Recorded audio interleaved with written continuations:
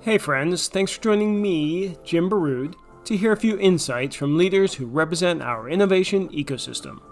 Today's chat is with Kim Case, the Executive Director of the Research and Development Council of New Jersey, and Abran Maldonado, the founder of Create Labs and the manager of Verizon's EdTech 5G program. Hi, everybody. Again, as Jim mentioned, I'm Kim Case. I am the Executive Director of the Research and Development Council of New Jersey. It's a professional association, a nonprofit that represents industry, government, and academic members from across the state, really focusing on STEM education and workforce development and innovation. Jim, I don't know how deep you want me to go, but I'm not a STEM person by training. I just really have enjoyed over the last decade being an advocate for STEM and innovation in our great state of New Jersey. Recently just voted number one to live in and work in, maybe. So that's really a positive thing for us. And I'm a lawyer by training and a former teacher in New York City in the South Bronx Middle School. Wow. I did not know that about you, Kim. Thank you for sharing that. There you go. We'll definitely tap into that experience shortly. Abran, go ahead. Sure. Also former middle school teacher in Jersey City. Going back. Abran Maldonado, co-founder of Create Labs Ventures, also alum of the first New Jersey Tech Accelerator, Tech Launch of the LP1. Co-founder of Create Labs, where we do a lot of social impact work, bringing underserved communities into the tech space, providing them job opportunities, providing them training and access to those technologies. And I'm also the associate director for 5G EdTech with Verizon and the New York City Media Lab, bringing new AR, VR technologies to schools around the country. Great, thanks. So talk to us, let's see, Kim, let's go back to you and talk to us about what you do at the council and some of the programs that support the STEM community. Sure. So the council is, made up of a board of directors, obviously. So we bring together leaders in the various sectors in research and development together to talk about issues related to research and development and innovation in the state. The main issues that we've been focusing on, really for over the last decade is around the STEM talent pipeline and creating programs to support that development here in the state of New Jersey. New Jersey invests a lot of money in its K-12 public education system. We often rank number one in the country. So I know that there's a lot of comments around taxes in New Jersey, but I do believe you pay for what you get at the end of the day. And we really do have a great product and have incredible impact for our K-12 students.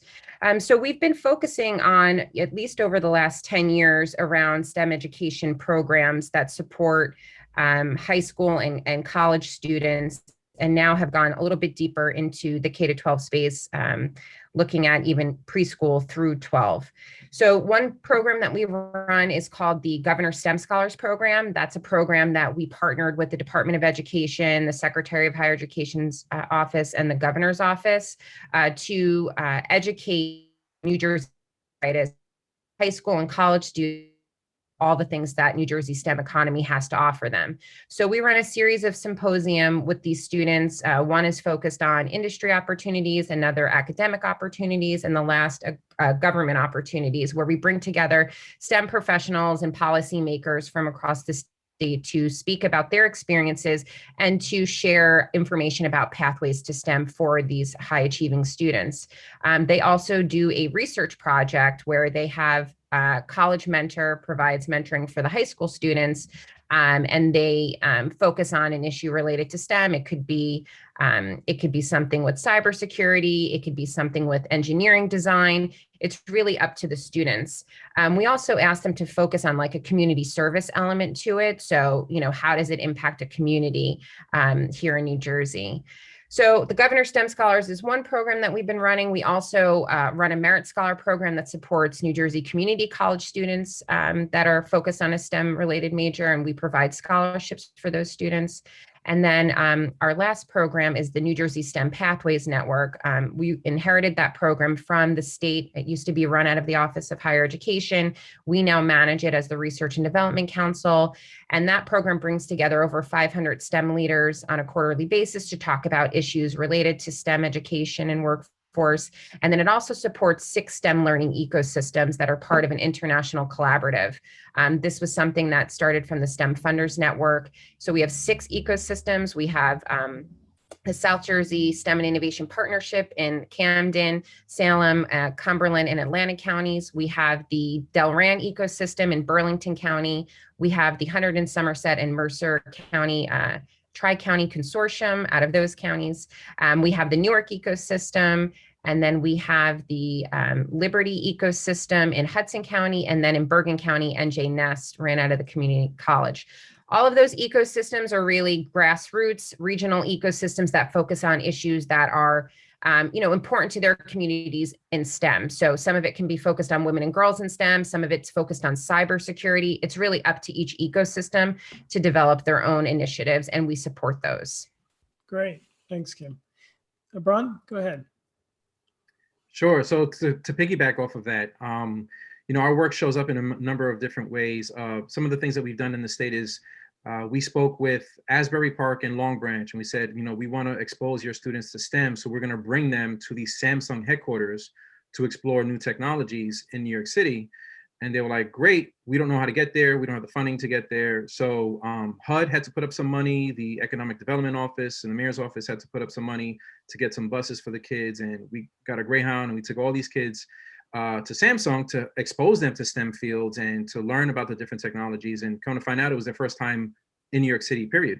And we thought that was a great extra treat. And, pre-COVID, bringing kids to those ecosystems is a great experience, but also we bring the technologies to different communities around the country.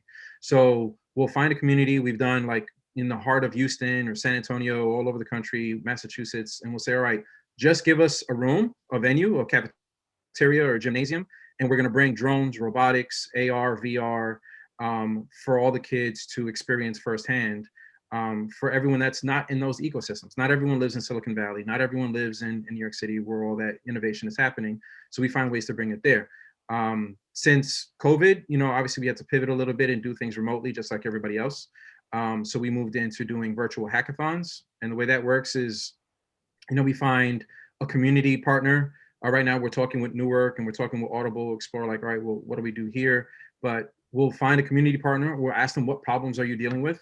And we'll say to an employer, a big tech company, hey, we're going to have 200 plus, 300 plus job seekers showcase their skills for you by building apps for this community, right? And all of them are around solving those community problems. So it's really a win-win-win across the board. Great. Obviously a lot going on. So let's talk about STEM in general, right? You guys are leading programs that are really helping out the state and the region. What about, what is the state of STEM? I mean, obviously there's a lot going on, but I have a feeling there's a lot to do, particularly in different communities and neighborhoods around the state and region. So Kim, how do you see, the landscape? Mm-hmm. I mean, I think I'll bring up a couple of important issues because you're right, Jim, it's a very multifaceted scenario. So some of the issues that I think are pressing here in New Jersey are around computer science. We recently adopted computer science standards in New Jersey. That was a tremendous feat led by a couple of great advocates, Daryl Dietrich and Myra Bayrock did a terrific job with a couple of other people. And so now we have, starting in 2022, we will have computer science standards in K-12 education. What that means is we need computer science teachers. And so right now we don't have a certification program for computer science teachers. And so that's really critical. It's not only the computer science certification program, but is there potentially an alternate route certification where STEM professionals who have incredible skills and expertise can be brought into the classroom? So that's something really important that the state is going to have to deal with over the next 12 to 18 months for sure. We had required back in 2018 that computer science be offered in all high schools. And we still don't know what the compliance is on that. We don't know if everybody's offered computer science, and we certainly don't know if everybody's offering high quality computer science to high school students. And it's incredibly critical for our students. So, and I would add, in addition to that, not only computer science teachers, but we don't have enough physics teachers here in the state. And so all of these really important skills and areas of expertise that we need to educate our students about, there's a lot of focus on students, but if you don't have the supply of STEM teachers, then you really have no recourse. So I think we really have to think strategically in New Jersey about how to increase the number of STEM teachers and how to diversify our STEM teaching force. That's incredibly important as well. We just launched a campaign through the New Jersey STEM Pathways Network called I Can STEM, and it's a diversity and inclusion campaign that promotes STEM professionals across the state. And we've tried to make a concerted effort to highlight teachers, not just people who are in industry, obviously, but teachers as well. So we have a couple of teachers from higher ed and also K-12 that we're highlighting who are Black or Latino or members of the LGBTQ plus community. So we really wanted to make an effort in that space. And also, given sort of the events of the last year, how could we make an impact in diversity and inclusion with somewhat limited resources? And so that was really our focus. We need to develop more technology type apprenticeship programs in the state. We have a lot of focus on the construction industry. And I think New Jersey has been working hard through the Department of Labor to try and identify opportunities there, to try and seek partners out in that space. I know that Siemens had a great interest in considering something in that space. There are some bureaucratic hurdles to that with the Federal Department of Labor and being certified as somebody who can run an apprenticeship, but that's a really important space to look at as well, trying to create pathways for students that aren't focused on a 4-year college education, because that's certainly not the only way to get into STEM. And we also know that jobs in STEM pay more than other fields. And if you can get students who aren't necessarily focused on the 4-year trajectory to complete a 6-month or 24-month training program that's also going to get them a high wage, that's certainly opportunities that we should pursue. Great. Thanks for that, Kim. Abran? Yeah, one of my partners in the state is Perscolis over in Newark, and they provide one of these amazing programs to provide the skills in cyber, software engineering, and IT. And I really compel the employers in this state to really revisit your minimum requirements, your job descriptions. I mean, 10 years ago, it was okay to have minimum 4 years experience in a particular area as a minimum requirement to get into the door. Now, not so much, because these boot camps and these training programs are graduating folks in 6 months, a year, and they have the equivalent skill set. They found ways to be more efficient in upskilling these folks from non-traditional pathways who are not going the 4-year route, right? And, I think Stevens is tapped, right? Like every kid that's graduating from Stevens is going to get a job. And there's way more talent beyond Stevens and NJIT that's out there. And I think they have to be more open-minded about hiring from these programs like Perscolis and others like it in the state. Mm-hmm. And also there's Google certificates too, right? There's private players. Yes, they'll be self-taught as well. And self-taught, right? Now tell us, Ron, you obviously are in the city, in New York City as well.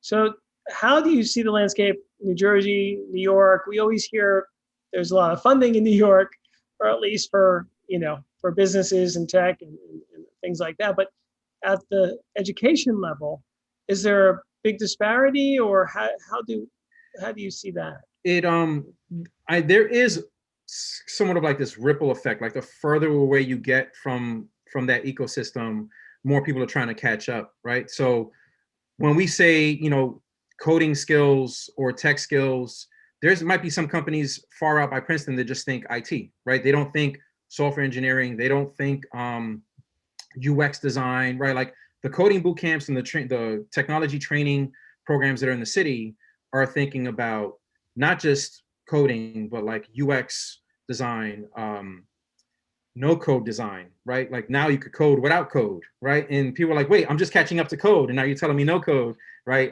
AI, ML, right? So agile. I was running in Bellworks, the technology training for one of the large companies, the anchor tenant in Bellworks. And they were hiring all these folks who had Java skills, but the whole company was run on React, right? JavaScript, completely different coding language. So they had to train them on a new coding language once they hired them. So just saying the word coding isn't enough, because you have to pay attention to all right, what's going on in New York? Yes, they're teaching coding, but what kind of coding are they teaching? Oh, they're teaching JavaScript, or they're teaching AI ML. All right, well, we just caught up with Java. So now we need to kind of catch up to the way new technologies are being delivered and developed, and make sure that we're kind of reflecting, you know, because they might, you know, you're competing at the end of the day with Facebook, with Google, with Amazon, and you're trying to keep folks from jumping the river and taking jobs over there, right? So how do you do that? You make sure that the jobs here reflect the same jobs that they would get in New York City. Okay. And so, but in general, as far as funding, Ron, is there a big funding disparity as well, or how does that look? Funding for the education? Yes. No, I don't think so. I think there's just a better understanding of what type of education needs to be delivered, not necessarily the funding, and an understanding that these programs are more efficient, right? So the equivalence of Per Scholas in New York, and there's Per Scholas New York as well, but there's Pursuit and General Assembly, Flatiron School, right? They know how to train folks on exactly what Google needs from them in 3 months, right? Mm-hmm. Where here we're like, well, you still need 4 years experience. Mm-hmm. Or they're like, but I can go to New York and get hired after 3 months training at Google, right? So we need to just catch up on like what exactly is the criteria that folks need to be more efficient, not necessarily throw more money at it, just more efficient in what we're teaching them so that they can compete, whether they work in New Jersey, New York, or Silicon Valley. Right. And are those collaborations in place in New Jersey as they are in New York as far as corporate ties, corporate partnerships? I don't think so. I mean, I know I was banging my head with the companies in Bell Works trying to get them to catch up and to revise their job descriptions, make their job descriptions more inclusive, more open-minded about the minimum requirements, hiring folks from boot camps. They just wanted to hire folks who had minimum CS degrees, right? And there's a big talent pool in New Jersey if you just kind of open your mind about what you need as a minimum criteria, the same way that they are from Silicon Valley, New York. But I think we had a different idea about it. And also there were tax breaks given to getting butts in seats, right? Where like the idea of like remote work was, you know, a taboo before COVID, because like, no, we need butts in the building to get those tax breaks rather than hiring people remote that are all around the country that can help my company in New Jersey. Right. Well, sorry, Jim, not to cut you off, but Abran, you would be surprised that that's the second time I heard the comment butts and seats today. So I just have to I have to laugh about that because it's really true. I was talking to somebody else about that, but I also kind of wonder if it's just it's supply and demand. New Jersey has the most scientists and engineers per square mile in the universe, I like to say, because I doubt Mars, has, more, right? Yeah. So we could say the world, but that's silly. So I wonder if it's supply and demand and just a matter of New Jersey catching up when the talent is not necessarily going to be available. And we know that there's going to be tons of openings coming in the next decade. So I think you're right that there's going to have to be a reckoning around that. How do you get up to stay, right? Like I was part of a Asbury Park Press article years ago about how to keep Jersey talent in New Jersey and not leaving to Philly or New York or to other states. But I think, yeah, you're exactly right. And the other problem where you talked about with teachers who are skilled in CS is how do you keep them teaching in the classroom and not leaving to Google as well, right? Because you're too in demand if you have that skill set to get scooped up by a tech company. And, the STEM teachers that I work with right now with Verizon around the country, sometimes they're an in-house teacher that is just taking on the additional work, but sometimes they also hire the headcount for the STEM lab. And they wear multiple hats. 1 minute they're teaching CS, they're also teaching 3D printing and showing, Tinkercad and, all these other softwares to bring through the entire unit, right? A little bit of STEM in each unit for the students. And I definitely think there needs to be a dedicated teacher in that role in each school. It's 2021 and we need to do that at this point. Yeah, no doubt. And there is, companies are going to have to be flexible, right? Regarding location and degrees, the shortage is looming. Like it's just going to get worse, particularly in the short term, because there's just such fluidity in the marketplace. A lot of people are resigning because they're burnt out. So taking breaks, so it's just a reality, and so it's gonna be a tough slog for everyone. So Kim, what about new initiatives that you mentioned some of the things you're working on? Anything that we should know about that's coming up as far as helping our ecosystem? Yeah, I mean, well, overall, when I mentioned the 6 systems in New Jersey, we're going to continue to grow that. We started with 3 in 2017, maybe 2018. We started with 3. So now we're at 6 and we're looking to create more. And I think those ecosystems are a very valuable approach because they are the cross-sector partnerships. So you're bringing the employers, you're bringing the districts, you're bringing government together, all to talk about what impact can we make collectively in STEM for high quality learning for all learners. And I like to emphasize all learners because it's also an opportunity for adults to retool, upskill, all of those things within programs that the ecosystems are developing. And I think one of the treasures that New Jersey has is our community college network. We have very strong community colleges in the state of New Jersey. If they continue to develop training programs, certification programs, I think those will be valuable to both high school graduates, but also adults who just want additional training. So the ecosystems are incredibly valuable, for anybody who's listening. If you'd like to get involved, please contact me. I can certainly connect you to the right ecosystem.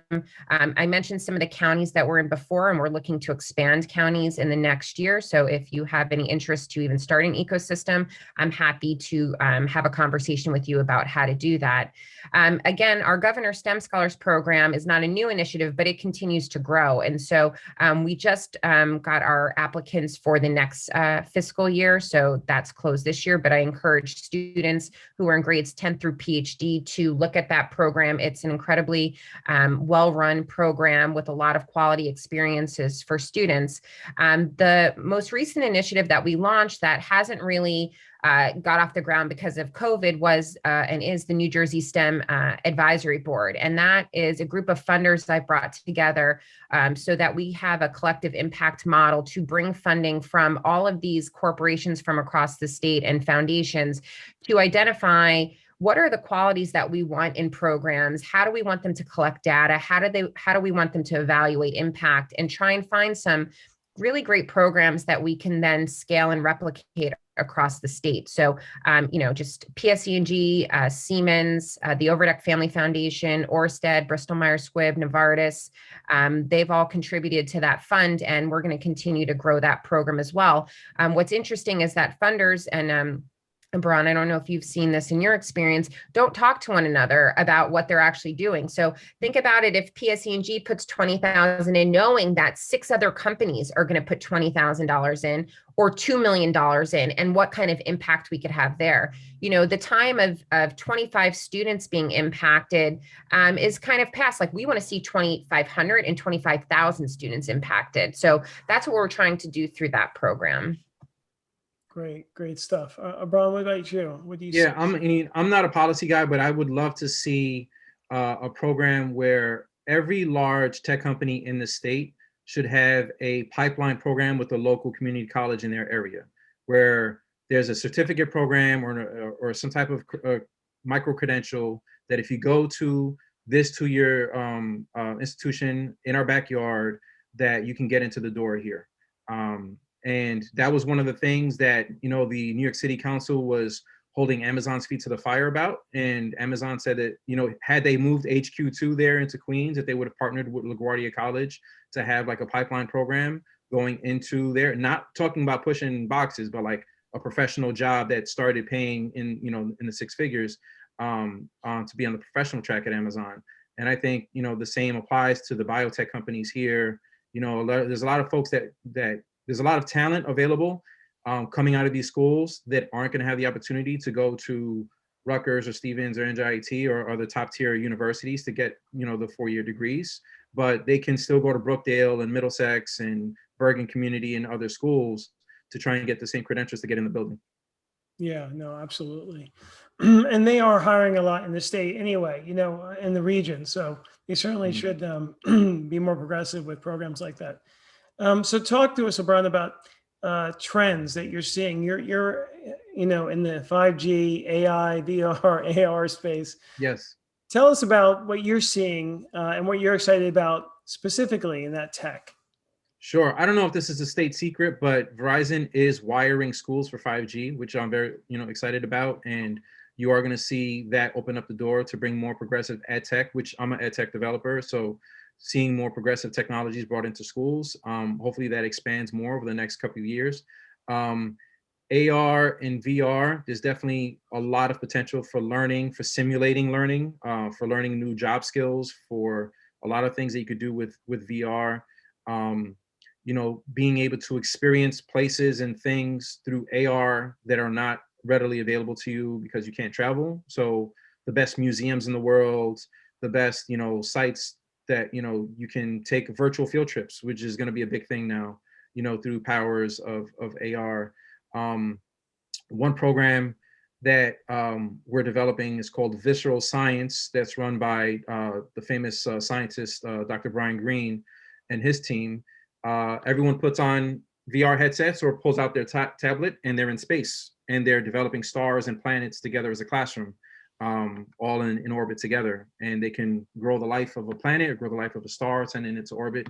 And it's like amazing experience. There's another one where you could build a cell with your hands. So there's a lot of great things that are possible now with AR and VR. And, it wasn't cheap before, but it's getting cheaper. With the Quest 2 now being at a 300 mark, I think it's at a price point where you could buy at least a cart worth for a school. So I think more investments need to be made around that. For $3,000, you could buy a cart of VR headsets that don't have any wires. So that's helpful. And, I'm in the AI space. I develop AI. I'm one of the probably only New Jersey technologist that has access to GPT-3 through OpenAI. I was one of the community ambassadors for OpenAI. So I do a lot to train folks on how to use the system and the potential of AI through it.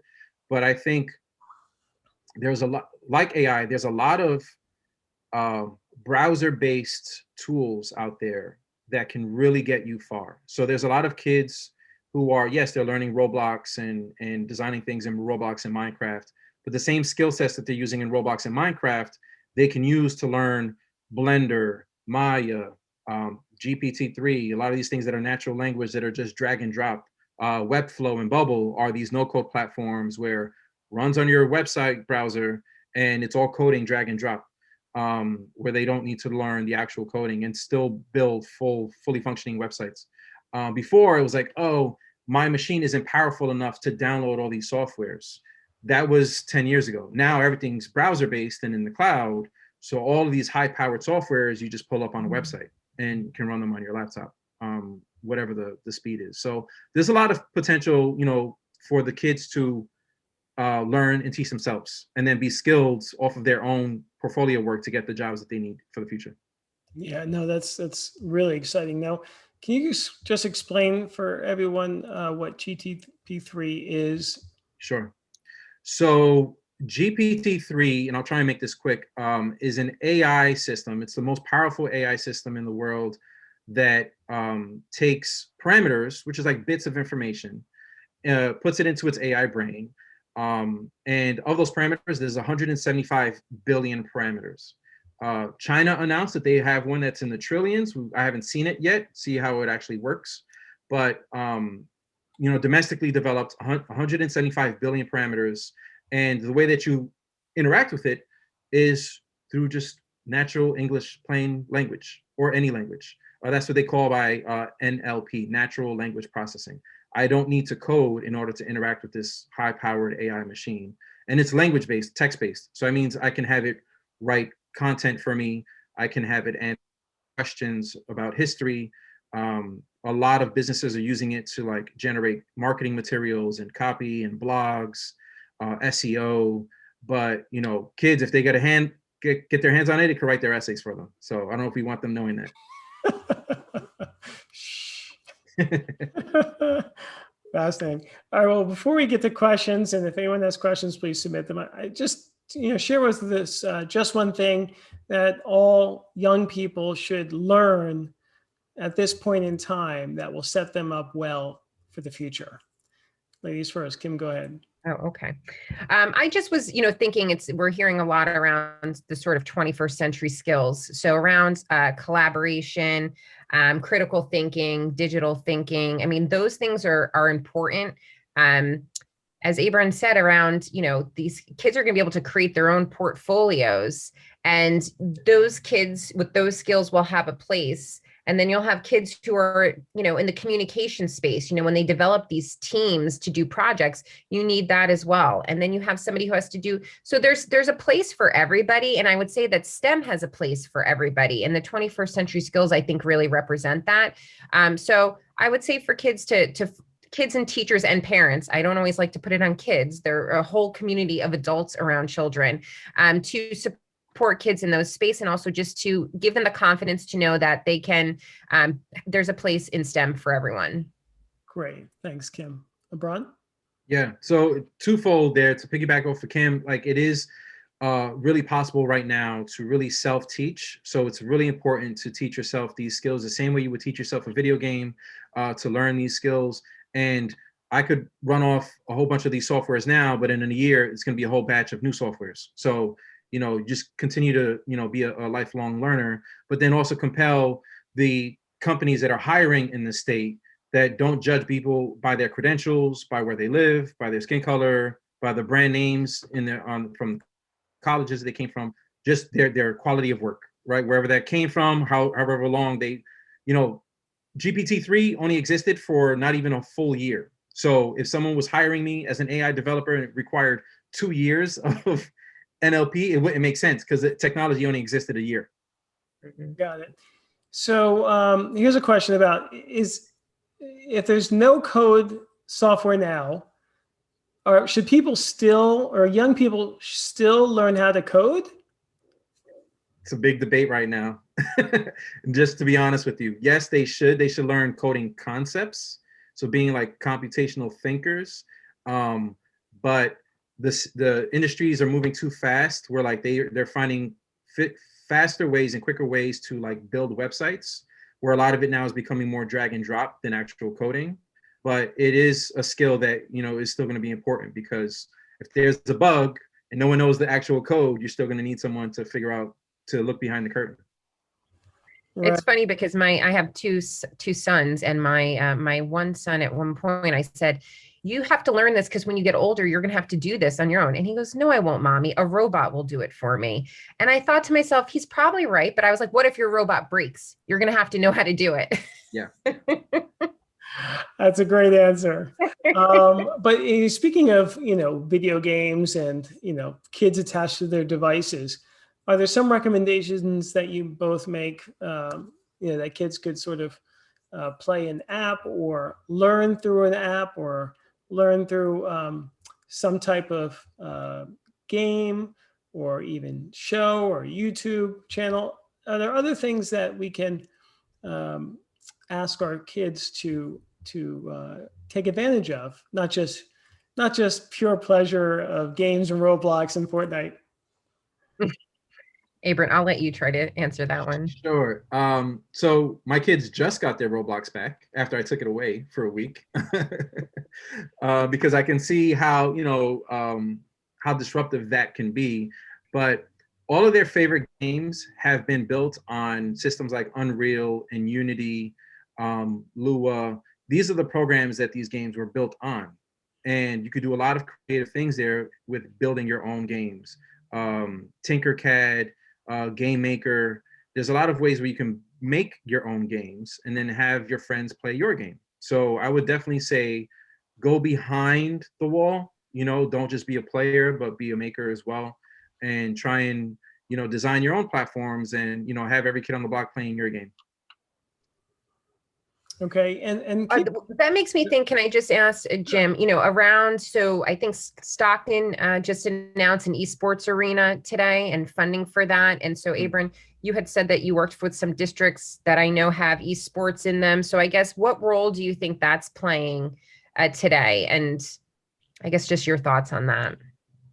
That opens up a whole nother thing, because they're not designers, they're just players in that realm, but they're competitive players, right? And I think we have to give more credit. There's a lot of research around the spatial skills learning, the hand-eye coordination, the actual skills that you're learning from playing video games, and see that these people have mastered a skill in, their fine motor skills and hand-eye coordination and spatial skills and collaboration and teamwork. because all these teams are playing as a team, and there's like leadership and roles assigned. So there are 21st century skills that they are learning from that. And I think some of that stigma needs to go away. But I just don't know what the career trajectories are for being a professional gamer if you don't get the big sponsorships and you're not making $1 million like the top guy. What about the guy who's locally good? What are the career opportunities for them? So I just don't know where those skills translate from being an esports, enthusiast, not necessarily a professional. I mean, I think that's a good point. It's sort of like you have to know what it does for each kid at the end of the day, and know it for what it is. And I think districts have to be careful about that. That's not going to solve their STEM problems at the end of the day. It's not going to solve their computer science problems. It's not going to solve mathematic achievement. It's not going to solve, any of those things, AP achievement, those, things that are, kids are being tested on. So I find it, it's one of those things where I think you really need to know what you're getting into and getting out of it. You have to dive in, because what teachers don't realize is that kids are like, oh yeah, I play video games. And I'm like, oh, so tell me, what do you do? I customize my guy. And when they say customize or mod, okay, how are you modding your guy? Well, I just open up the Python terminal and I code a little Python and then I make my guy do this. And like, oh, so you know Python. Oh yeah. But they just don't realize that they know Python. They just go, oh, I want to customize my guy, That's a really good point. People don't realize the possibilities within these games. And so I know Roblox, there's so much around that now, it's taken off. But the reality is that there's a lot of creativity and they're, working together and buying things. They can also create their own games. Is that right, Abran, within Yes. Roblox and other platforms? The complete thing is all user generated. So all those games, someone made those levels and made the characters. I don't think Roblox just makes the platform for you to make it yourself. So there's same thing with Minecraft. Someone is making all of those worlds that they're entering. It's all generated by the community. Got it. And let's dive into NFTs and blockchain and things like that. That is something that just became really exciting and popular. I mean, as you know, it's been simmering. Can you talk about that as far as NFTs in relation and blockchain in relation to STEM and learning? Well, I would love Kim's thoughts on whether or not the state is taking crypto seriously and if it's something that it should convey in schools. Like, at what point does it become part of the financial literacy that we do need to learn a little bit about cryptocurrencies and blockchains and how that works? But the NFTs, for those who don't understand what NFTs are, it's just I know New Jersey knows sports, right? So anytime I've gone to a sports expo or something and I met my favorite Giants player and I got an autograph or bought a signed autographed football, there's a certificate of authenticity that comes with the football to let you know, with that player's signature, that says this player signed this ball. The NFT is just that certificate.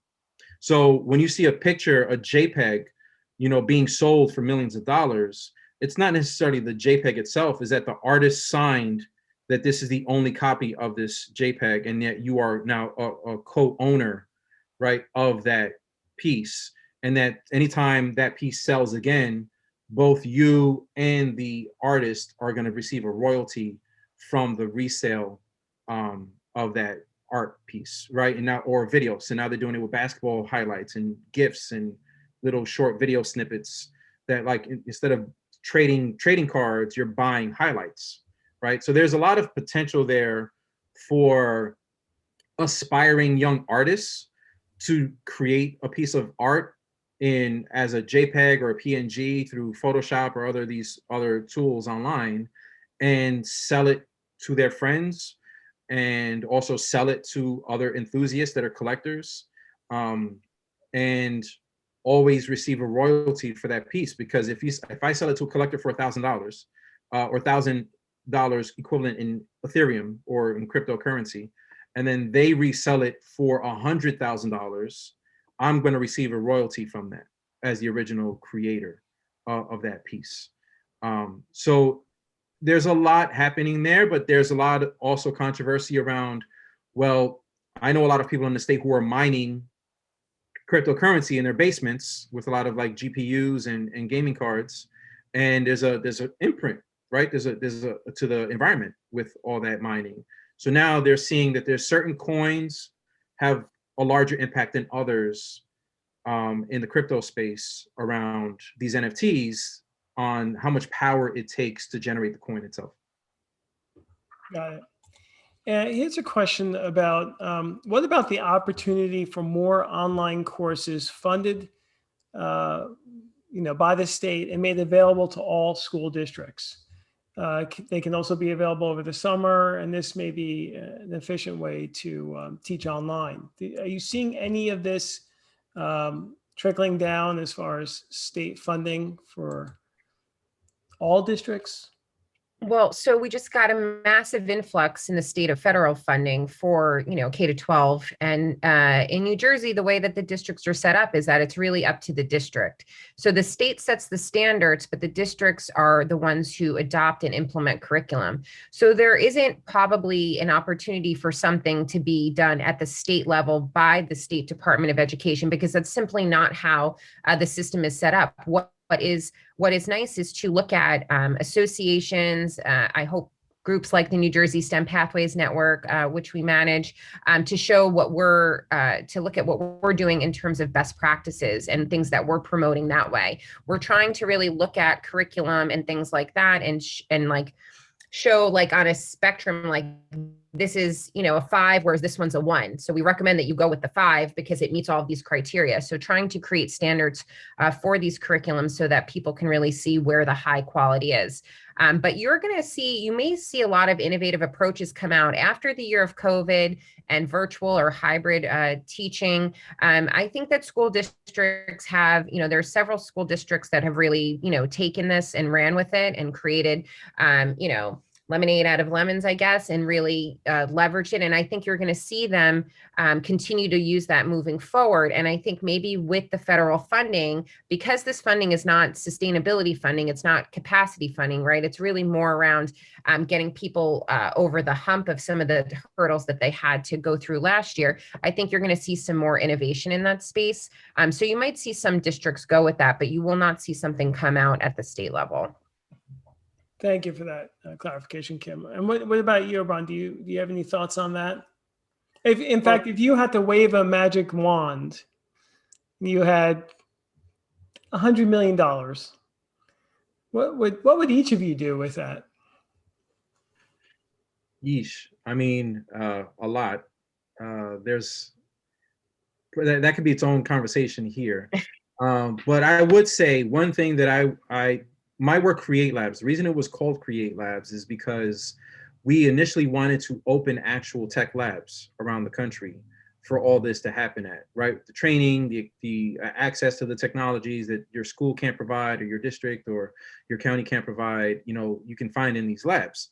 And we were dealing with the mayor's office in New York City, with the Blazer's office and different organizations to find like underutilized public spaces that we can take over for these labs. And we encountered a lot of red tape. We did the whole opportunity zone dance with a lot of investors in Newark to learn about the opportunities there. And we decided just to take what we would offer in the lab and take it on the road, right? So that's how we started doing these events and outward. But, a lot of the investors in the state don't want to put money into brick and mortar, like real estate type of ventures. The technology portion, they're like, we love the technology portion, but just get the space on your own. So if I had the funding, I would open these tech labs all over the state. And now there'd be a dedicated place where you can gain these skills, and your employers, your schools would know that like, if you completed a training out of this lab, then we can honor that. And the same thing with Perscola's training, with any of the Google certification trainings. I think the state employers need to understand like, oh, if you've completed those trainings, I'm going to weigh that the same as you completing, a university accreditation. I don't know how the universities feel about that, but, I think the weight of the skills being learned there should be the same or treated the same. Got it. And what about you, Kim? So I never really get to think in millions here. So, but if I I got to. I mean, just a couple of things. I would continue to, maybe develop a fund to incentivize public-private partnerships like our ecosystems. Right now, we don't receive any state funding for them. It's totally privately funded, and I think that we could benefit a lot from some capacity and sustainability funding for those, and we can expand them. I would provide tuition reimbursement for STEM teachers. We have an incredible shortage in that space, and computer science would be a real focus, and around professional development, because we're going to be moving quick in that space, and we are ahead as a state when it comes to computer science. But if Abran looked at what we were doing, we'd be quite behind, right? So we have to find a better balance there. And then, if I'm keeping my education hat on, I think we continue to expand public preschool access. I think Governor Murphy's administration has done a great job with that. But there are still, thousands of kids who don't have preschool access. And if you don't have the right foundation to build on, you really, there's a struggle. Got it. What about, before we go, summer courses that you recommend for kids? Any pop out that parents should be aware of, whether it's online or in person? I mean, I'm taking advantage. I live in Monmouth County. I'm taking advantage of the Monmouth County Park System's offerings for my own kids. I have 6-year-old twins, and they're going to be doing NASA camp, Lego camp. They do, Snapology. Shout out to Snapology. They do Lego camp with them. And my son, my oldest, did Black Rocket out of Brookdale College, where they did game design there as well. There's a lot of great STEM camps. That's definitely something that New Jersey is very strong in, for sure. And I found a lot of great ones just provided by the county parks and rec system. Got it. And Kim? Well, I mean, I think that the school districts receive funding around for summer programming. So I think if your student is offered an opportunity to continue what they started in the school district this year, they should do that. There is a focus on those students who are showing the greatest loss or the least gain from this year. So I think that's really important. The Overdeck Family Foundation and the New Jersey Pandemic Relief Fund also launched a New Jersey tutoring corps program that's going to be available at YMCAs, Boys and Girls Clubs, and that's really going to be focused on math support. So I also, as a parent, think that this year was not the best year. So I think that you have to really try to balance that. I wouldn't try to rush to get your kid in front of a computer as much as possible, because there is going to be that balance this summer for everybody sort of regrouping and getting back up and running in September. And I know that every school district, I sit on the board in my district, wants kids and teachers and parents to be ready to hit the ground running. Yeah, that's great advice. I would encourage schools come that first, semester, that first marking period in the fall, to just really have some patience with the kids and let them catch up, maybe do some review. Personally, we homeschooled our kids this whole year. And I know for first grade, they're gonna need a little bit of catch up themselves. And to just, let the first half of this year, kind of let everyone kind of readjust and reacclimate, and they'll catch up. Yeah, no, good advice. So we usually close out with a poem or quotes or sayings. So let's go ahead and do that. Kim, shall we start with you? Okay, I had one thing, but I'm going to go with another. So this actually, funny enough, is a quote that I read during a student election in college, but it keeps returning to my life. So the quote is, "One never notices what has been done. One can only see what remains to be done." And that was by physicist and chemist Marie Curie, the first woman to win a Nobel Prize and the only woman to win 2. So it's funny to me that kind of goes back to my college days, where I had no investment in STEM or innovation. And it was really the premise of this, I think, great speech. I won the election that I gave at Rutgers University, but it keeps coming back. And I think it really is a reminder of, you got to keep going forward. Whatever's in the past, if you did a great job, if you didn't do a great job, people are just going to keep looking forward. So just keep trucking. Sounds good. Thank you. Abran? So I want to give some context to this statement, but I'm a Puerto Rican underserved kid who grew up, very, lower underserved my entire life. And we try and provide those opportunities to Black and brown kids, who come from those same communities, to show them that tech is possible for them as well. And that's why we put the technology into their hands, and we're going to continue to do that work. And we tell people whenever we go into pitches with companies that the last time we put enabling technology into the hands of Black and brown underserved kids, they created hip hop, right? $1 trillion business, right? And that was technology that they were pulling from their uncle's shelves, and speakers and wiring. And so imagine what we could do, or they could do, because they don't lack in creativity or innovation. Imagine what they could do if you put these tools into their hands once again. That's great.